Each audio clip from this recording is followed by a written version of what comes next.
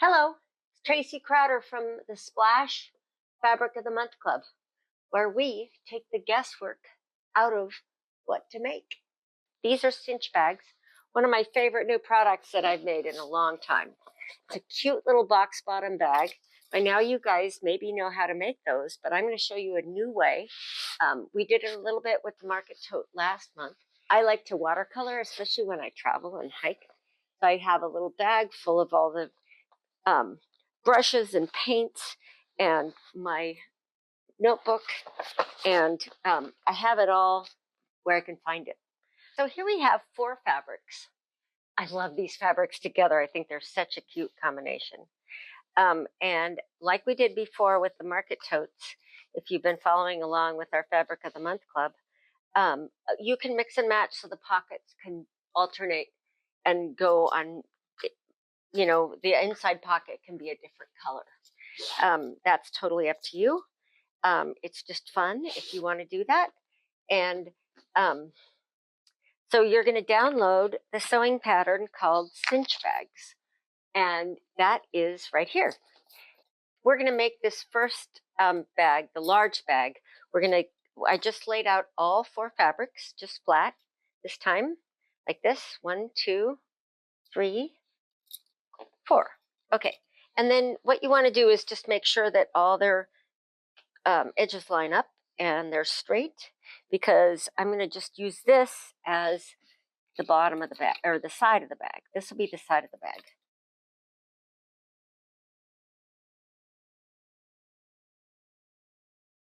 So that's 24 by 13 and a half, and then we're going to keep going down this way, and we're going to do 7. 1, 2, 3, 4, 5, 6, 7.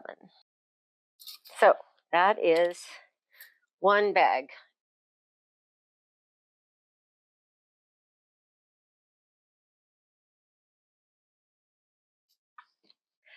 I'm going to fold these all together like this. I'm going to measure down 1 3/4 from the top. And I have this nice big fat ruler, which makes it real easy. So this is 1 3/4 measured down. And then right here, we're going to cut a notch right there, because this is going to be the flap. It's going to fold over. You're going to sew it down for the casing. Okay? And they're all lined up. So we know what we got. We're just going to go snip. And then on the other side, we're just going to go snip. Oops. I didn't actually snip it. So I'm going to snip it this way. So I get it over just 1/4 inch. And then we're doing an extra large, which are these 2 wild fabrics together. And they're going to get a casing on the top, and we're going to sew around the bottom. Okay? So that's the 3rd one. So we'll put that one over to the side. We'll start with the small. That's always a good place to start. Now this, like everything, there are different ways to do anything that you want to do. So what we're going to do is sew from this notch. I had you cut this notch. And the reason is that we're going to sew from the top, from where the notch is, just down to the bottom. And the reason for that is because above the notch is going to be open, and we're going to make the casing happen right there. So we're going to start with here, back and forward, go all the way to the bottom. And normally what I do is I will sew all of the smalls at once. I will sew all the side seams, and then I'll sew all the other side seams. But for the purposes of this exercise, I'm just going to do one at a time. Ooh, now that is an interesting size. This one must have been at the bottom of the stack. So in order to account for the fact that this is proud there, I'm just going to, where's my thread? There. I'm just going to start over here and make that be the top of the case. No harm, no foul.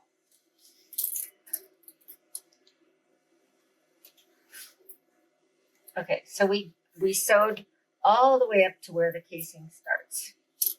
And then what we're going to do is cut this notch so it goes back to where the top of the stitching is. And then we're going to fold this over and sew this down because that's going to form the casing. Does that make sense? It will in just a minute.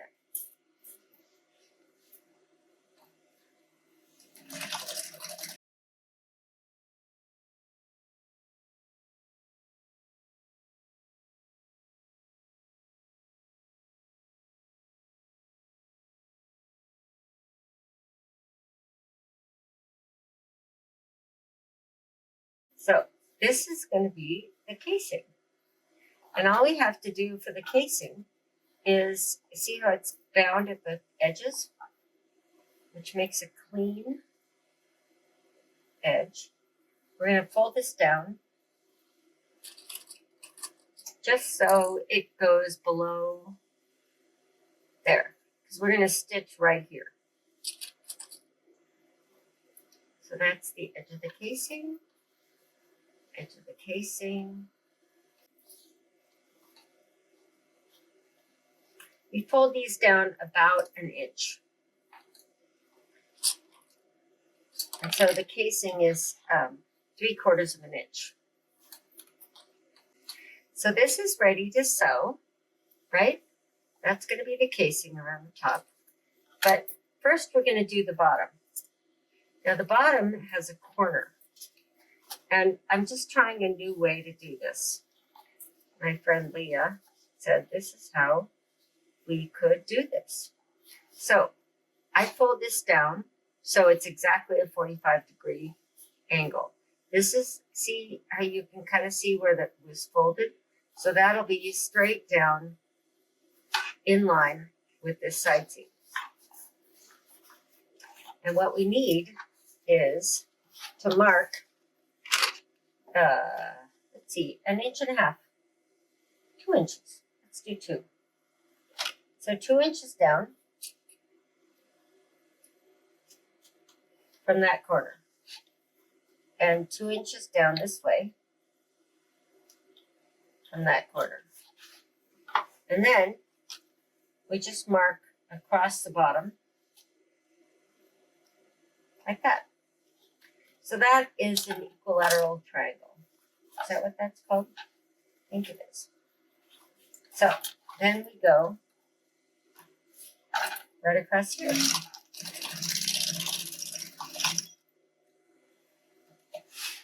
And then you see how I lift up my needle? Then I can pull this out. That's the way that works. So the sewing machine will give you a thread if you treat it the way it likes to be. And we're going to snip this edge off, this corner, because we don't need that corner. That'll make a nice inside. And then on the other side, turn this into a 45-degree.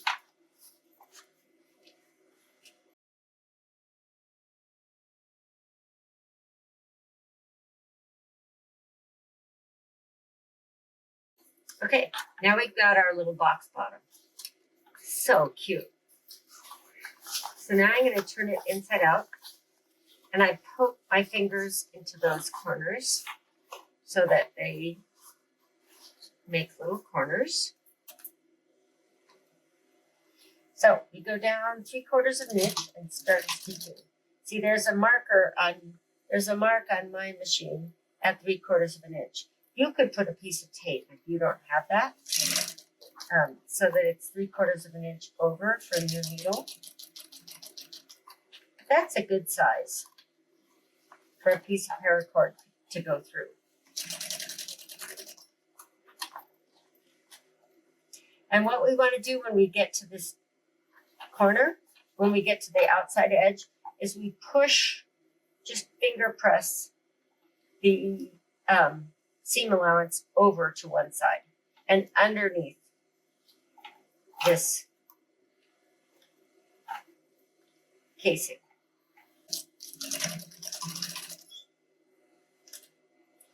There we go. So now we trim the threads.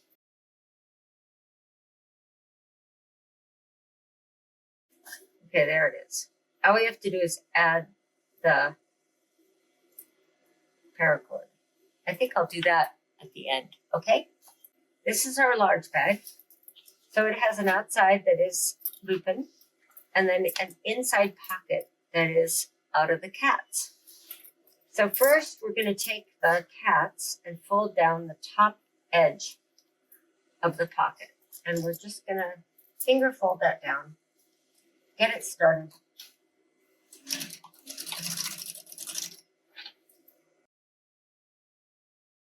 We'll pin or clip the bottom of the pocket right there. Okay, so that leaves this top is going to go down here, and we just don't want this interfering with the top, so it doesn't. So we're good. And I don't even hem this bottom part. You can fold it under and top stitch so that that hem is enclosed. But I don't even mind that this is showing. It's the inside of the bag, and it's no big deal. So then take this out. That'll go right to the clipped edge. And what I do is sew right along this bottom. Now you can also sew up the sides if you want. Just make sure it's going to be this line of stitching that you make is going to be outside of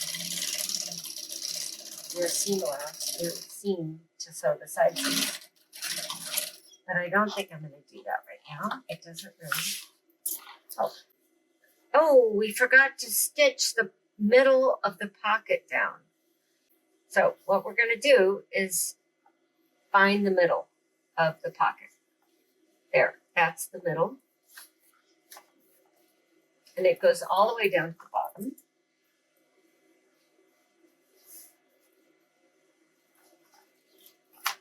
Like that.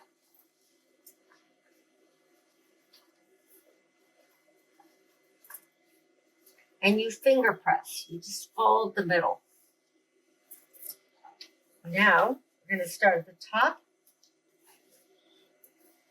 and double stitch this top.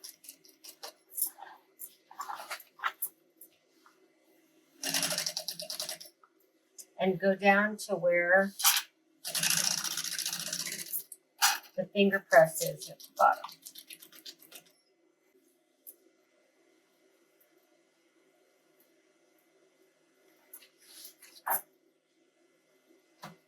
Okay, ready?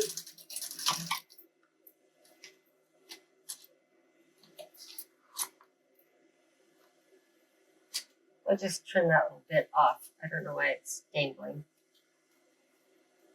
These bags are very forgiving.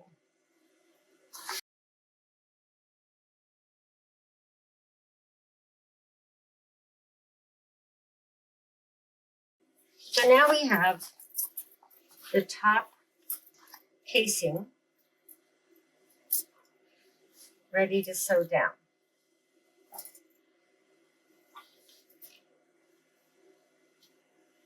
We're going to go at 3/4 of an inch, and we're going to sew on this one. We'll sew the side seam later.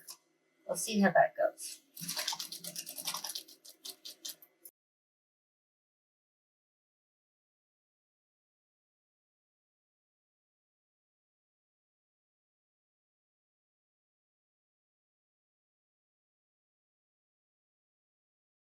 Both the casings are done. Now we're going to do the side seam all at once. So we're going to match those corners and these corners and pull the thread back away from the needle, and we're going to stitch down this edge. And I'm going to double stitch at the top. Oops. Let's see. This pocket needs to go flat. Okay, go flat pocket. I'm going to double stitch at the top of the pocket as well, because we want that to be reinforced. And then we're going to go down the side, just like that. Double stitch the bottom. Although we're going to chop off that little bottom corner. Just you watch. We'll go down the side. Just make sure that that pocket is totally flat and caught on the edge. And now I'm going to make the box bottom. So this is all sewn together, really cute. And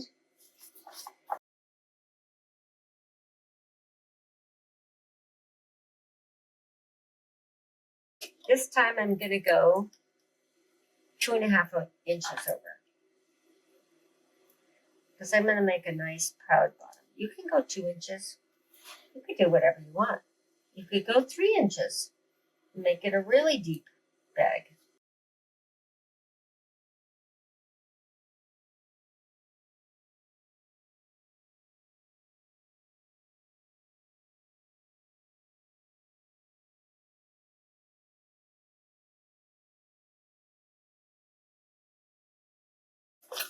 Push the little points out on the corners.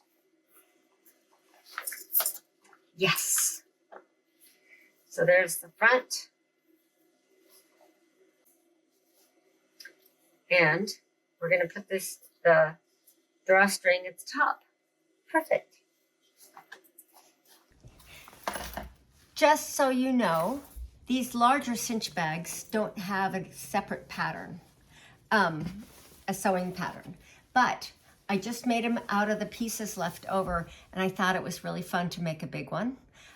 You guys can make more cinch bags of the small ones and just cut them up out of these instead. But I put front and back together of these two prints, and I think it makes a great project bag or a laundry bag or whatever, kid bag. You know, you can put all your little projects inside the big one and take it with you on your next retreat. So, cinch it up, have fun.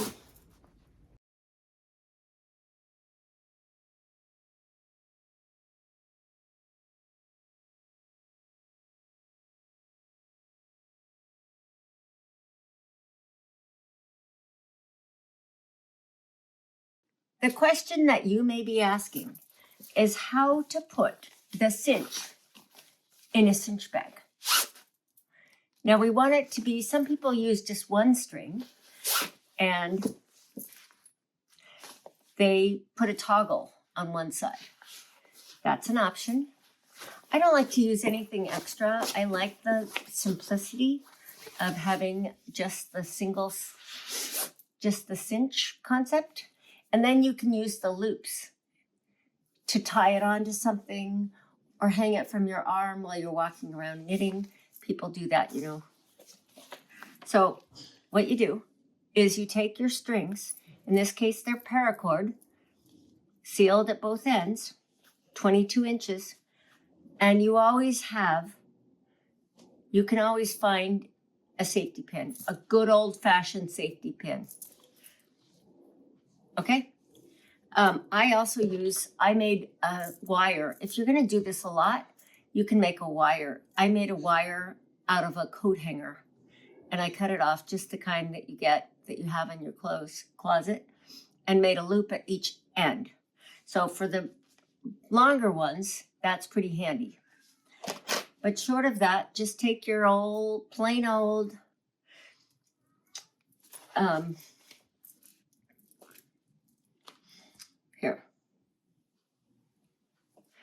safety pin, safety first, and you put it in. Actually, what I like to do is put 2 on 1. You do the back one first, 2 on 1, and you're going to run it through one side of your cinch.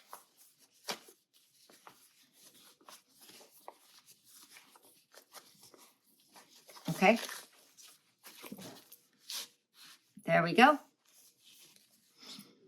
End to end. Now, you take off, you work on one side at a time. Okay, these two are connected to each other. You can feel them. So you're going to pull the end out so that there's a few inches hanging off, 2 or 3 inches hanging off. You're going to go flip it over to the other side. Put the safety pin on here. Oops. And then run it through the other casing.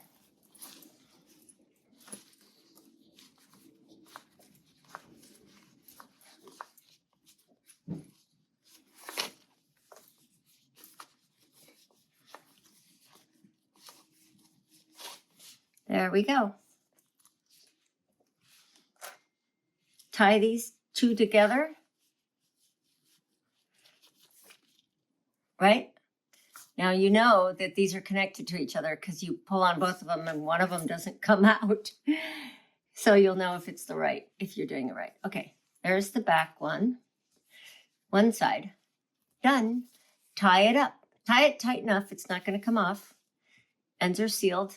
It's on there forever. Now take the other side. Let's see, we did it from this side before. So you take the other side and you leave a tail of a couple inches. And where's our safety pin? Right here.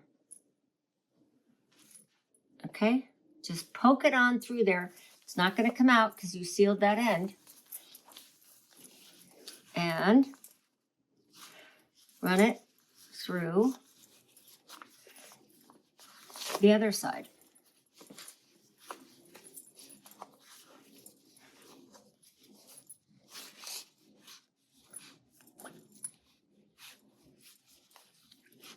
Okay, now you got both ends. One is tied, and you got to tie the other one. And that is all there is to it.